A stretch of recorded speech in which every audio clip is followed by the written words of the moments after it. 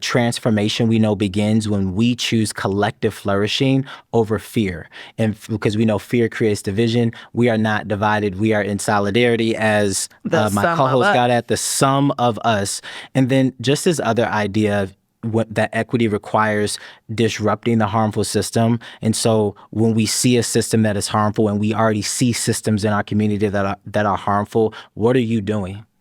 Or what are you not doing that should make you uncomfortable, so that you can reframe the way in which you want to support the disruption, because you realize that none of us are going to benefit. None of us are going to benefit if this harmful system continues. And then this last idea that education must center collective flourishing as the goal. And so when we think about the ways in which we think about like curriculum building and what are we teaching students in first, second, third, all the way, through, 12th grade, how is all of that helping the children that have to grapple with all of these ways of being, some of them that are coming from anti-racist ways of thinking, so that they can be like, nope, that doesn't keep us in community. That doesn't build community. And I also think it requires courage for people to center collective flourishing, because in order to, and we say this on here, don't just name it, you actually need to change the practices. Yes. And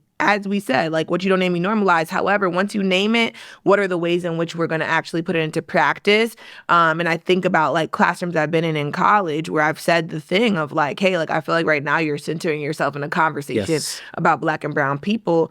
And, there are white women that have been uncomfortable by that. And I'm just like, hey, like, you can't tell me we're in solidarity, babe, if you're not going to be aware of the way in which you're complicit in violence. You can't be like, yes, go women, piece. And you're not actually aware in which how your whiteness is showing up in this space right now, right? And I think beyond naming it, being able to shift in your action, because a lot of people are well-read and can name the thing, but then when it comes to execution, they fall short, and then they're confused when they're being held accountable, and it's like your actions are not actually aligning to what you theoretically are saying you're aligned to.